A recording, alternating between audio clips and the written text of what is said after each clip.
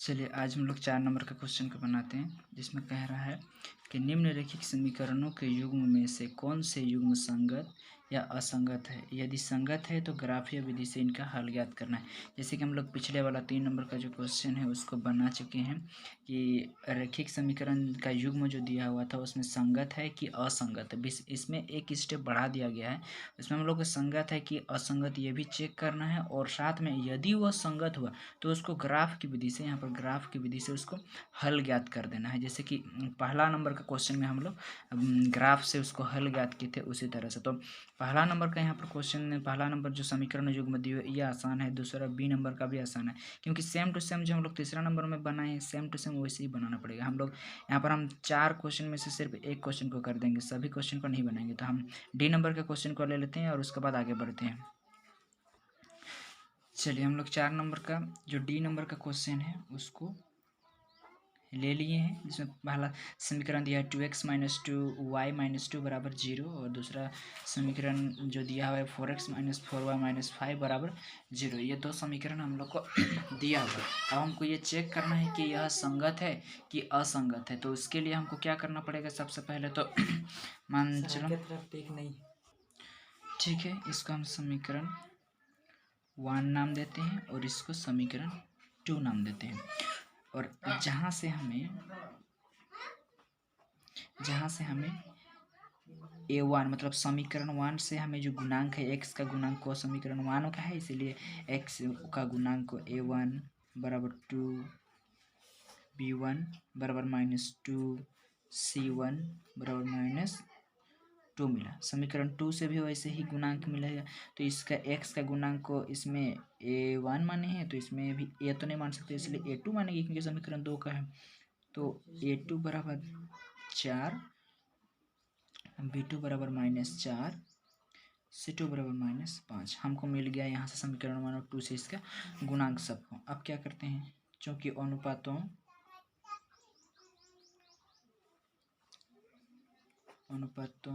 a1/a2, b1/b2 तथा c1/c2 की तुलना करने पर सेम टू सेम तुलना करने पर, जैसे पिछले क्वेश्चन सबको बनाया था ना वैसे ही बनाना है, ज़्यादा कुछ करना नहीं है। अब हम लोग तुलना करेंगे, इसको पहले लिखेंगे 2/4, 2/4, फिर -2 बीच में बराबर ओबर नहीं देना है अभी, 4, और ये -2/-5, ये माइनस से ये माइनस कटा, ये माइनस से ये माइनस कटा, 2 का 2, 2 दूना 4, 2 का 2, 2 दूना 4, और रिजल्ट हम लोग को क्या मिलता है, देखो यहाँ से मिलता है 1/2, यहाँ से मिलता है 1/2, और यहाँ से मिलता है क्या, अरे हमको यहाँ पर पहले ही बार में क्या बराबर मिल गया, बराबर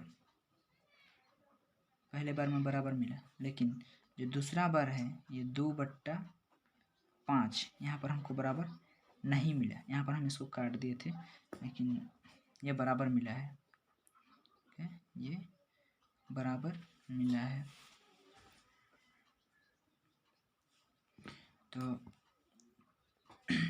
इस प्रकार से हम देखें, चूँकि यहाँ पर a1/a2 बराबर है b1/b2 का, लेकिन बराबर नहीं है c1/c2 का। ये बराबर है, ठीक है, 1/2 आया है, 1/2, तो यहाँ पर बराबर हम काट दिए थे इसको समझ के।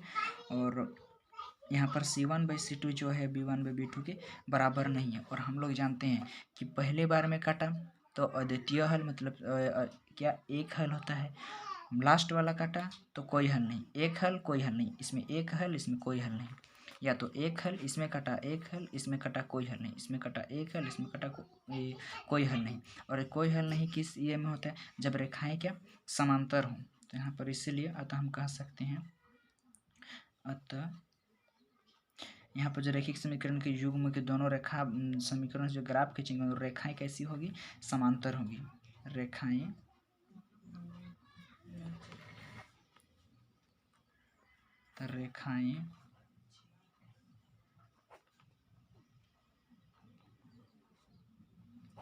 समांतर है, और जब समांतर होता है तब वह, हम लोग जानते हैं जब रेखाएं समांतर होती है तो वह असंगत होती है।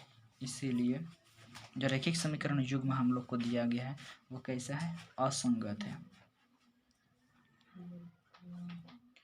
असंगत है।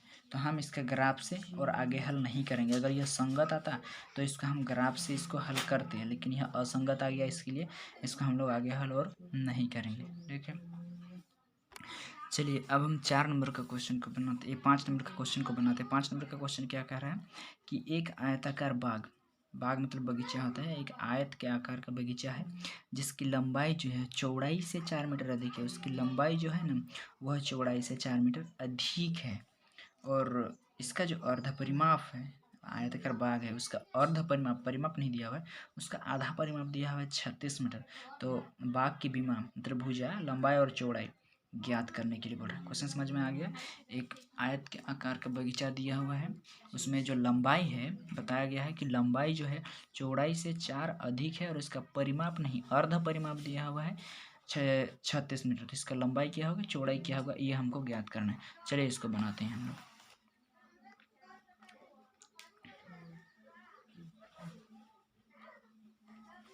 चूंकि हमें लंबाई और चौड़ाई नहीं दिया गया है अतः हम मान सकते हैं, यहाँ से सॉल्यूशन मेरा शुरू होता है, SOLN लिखते हैं सॉल्यूशन को। तो माना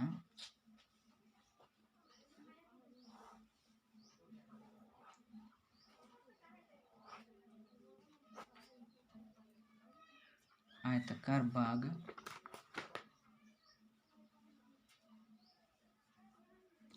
बाग की लंबाई बराबर x मीटर और चौड़ाई बराबर y मीटर, तब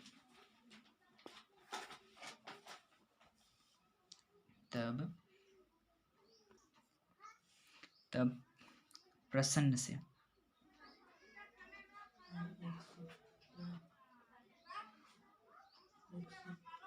अब क्वेश्चन को पढ़ करके जो बोल रहा है कि क्वेश्चन में कह रहा है कि जो इसकी लंबाई है चौड़ाई से 4 मीटर अधिक है।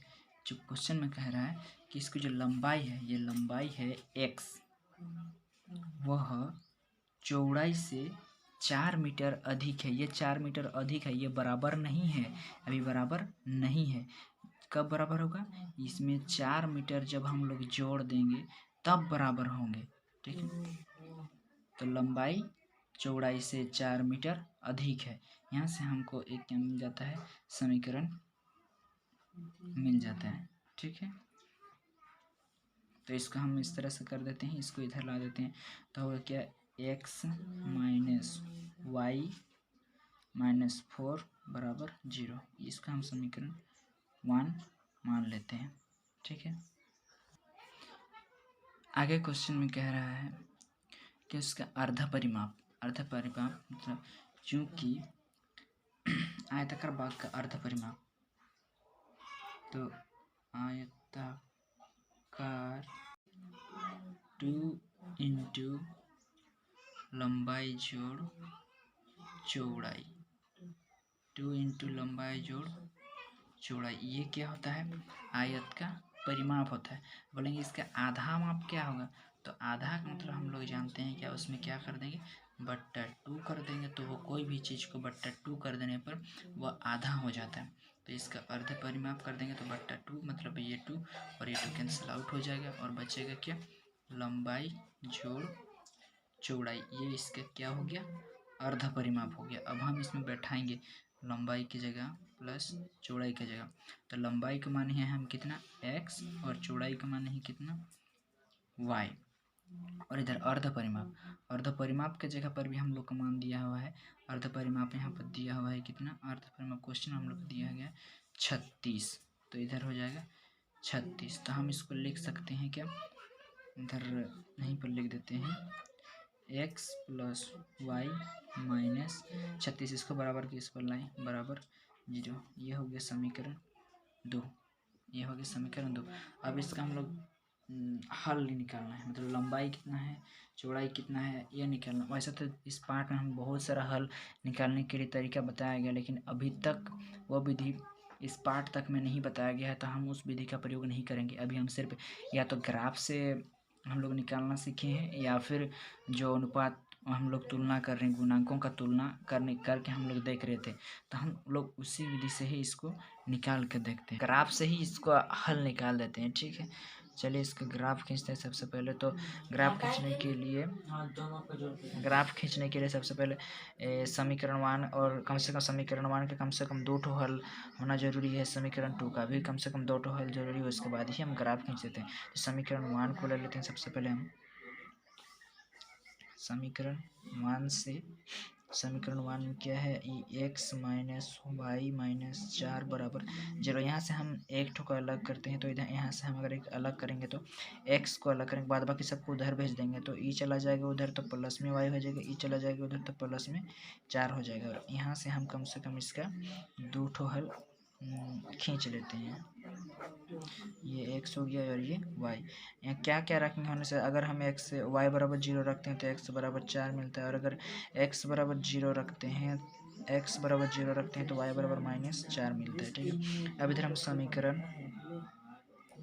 समीकरण 2 से भी ऐसे ही निकाल लेंगे। सबसे पहले समीकरण 2 से, जो समीकरण 2 दिया है क्या, x प्लस वाई माइनस 36 बराबर 0, यहाँ से अलग कर लेते हैं सबसे पहले हम। तो यहाँ से भी x को ही हम अलग करते हैं, तो क्या हो जाएगा, ये 36 उधर चला जाएगा और ये -y इधर हो जाएगा। यहाँ से भी हम इसका कम से कम 2 ठो हल निकाल लेते हैं इस समीकरण से, और देखते हैं रेखाएं क्या करता है, एक दूसरे को प्रतिच्छेद करता है, संपत्ति होता है कि समांतर होता है। यहाँ x और y, अगर हम 36 तो उतना बड़ा मान हम लेंगे नहीं,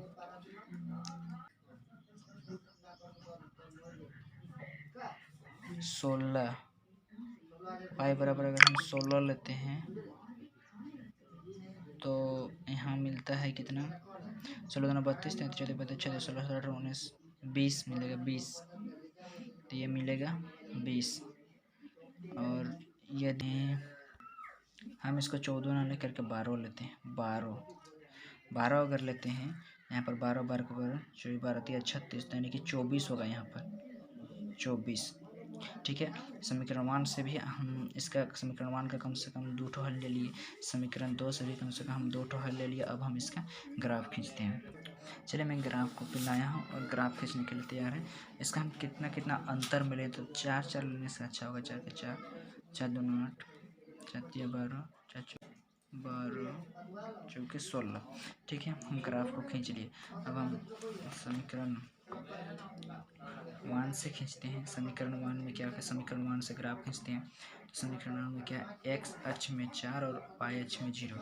x अक्ष तरफ जाना है 4, यहाँ x अक्ष तरफ जाना है 4। ठीक है, यहाँ से देख करके पता चल रहा है, क्योंकि x अक्ष में जाना है 4 और y अक्ष में जाना है 0, यहाँ से यहाँ। तो ठीक है, अब जाना है x अक्ष में 0, मतलब इस x अक्ष में जाना है 0, और y अक्ष में जाना है -4, y अक्ष में जाना है -4, y अक्ष में जाना है हमको -4 यहाँ पर। चलिए ये एक ठो मिल गया हमको। अब यहाँ से हमको ग्राफ खींच देना है। ठीक है,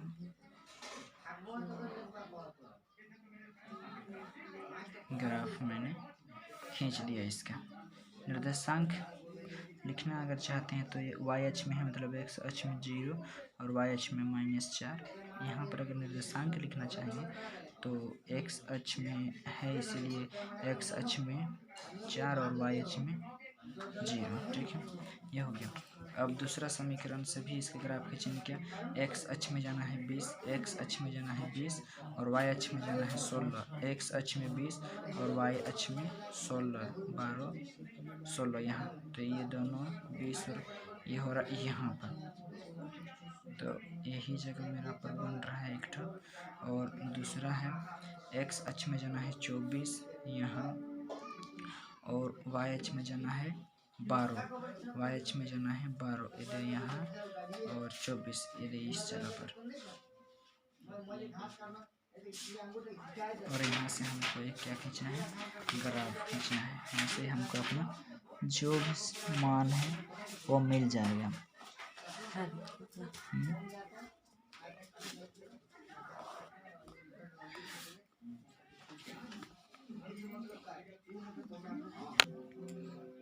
ठीक है, तो अब देखते हैं ये यहाँ निर्देशांक लिखेंगे। एक्स अक्ष में 24 और वाई अक्ष में 12। इसमें निर्देशांक लिखेंगे तो एक्स अक्ष तरफ है 20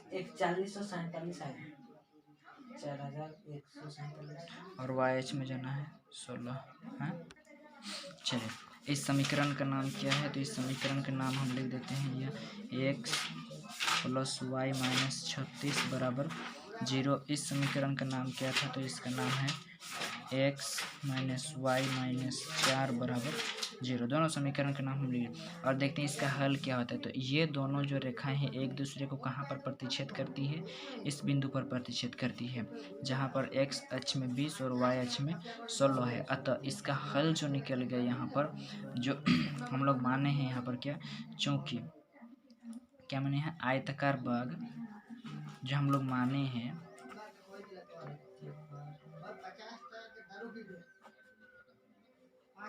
आयताकार बाग की लंबाई जिसको हम लोग माने हैं एक्स, तो ये देखें एक्स अक्ष तरफ क्या है 20 आया, मतलब जहाँ पर एक दूसरे को प्रतिच्छेद करता है ना वही उसका हल होता है। तो एक्स अक्ष तरफ है 20, तो यही हो गया मेरा एक्स का मान 20 मीटर। और चौड़ाई क्या हो जाएगा, चौड़ाई को माने है क्या वाई, चौड़ाई को माने है वाई, तो वाई अक्ष तरफ क्या है 16, तो यही हो जाएगा 16 हम लोग का आंसर, ये 16 मीटर। ठीक है, अगर यहाँ से नहीं तो दूसरा में हम लोग को क्या किया, आयताकार बाग जो लंबाई है वो चौड़ाई से 4 अधिक है, तो चौड़ाई से 4 अधिक है बोला है, तो देख लेते हैं चौड़ाई 16 है और लंबाई कितना 20 है, तो चौड़ाई से 4 अधिक है कि नहीं है 4 अधिक, तो ये मेरा आंसर हो गया ग्राफ विधि से। वैसे अगर हल निकालने के लिए बोला जाता तो हम सीधे भी इस तरह से हल निकाल सकते थे 1 मिनट में, क्योंकि क्वेश्चन में क्या कहा गया है, हम ऐसे हल निकाल सकते थे। माना लंबाई, चलो हम चौड़ाई को मान सकते थे, यहाँ पर चौड़ाई बराबर एक्स और लंबाई बराबर, यह एक चर वाला रैखिक समीकरण से निकाल सकते थे। देखो लंबाई बराबर हो जाता था मेरा, लंबाई बराबर एक्स प्लस 4, ये से कर सकते थे। और चूंकि कहा है प्रश्न में क्या, इसका अर्ध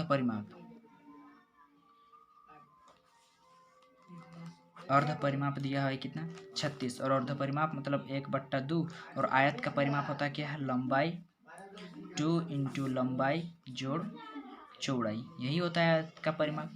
और अर्ध परिमाप मतलब 1/2 को गुना कर देना, तो ये कट जाता है बराबर ये 36, तो ये बचा क्या इधर लंबाई प्लस चौड़ाई बराबर 36। लंबाई को माने हैं क्या हम लोग x प्लस चौड़ाई को माने क्या है, चौड़ाई को हम लोग x प्लस 4 बराबर 36।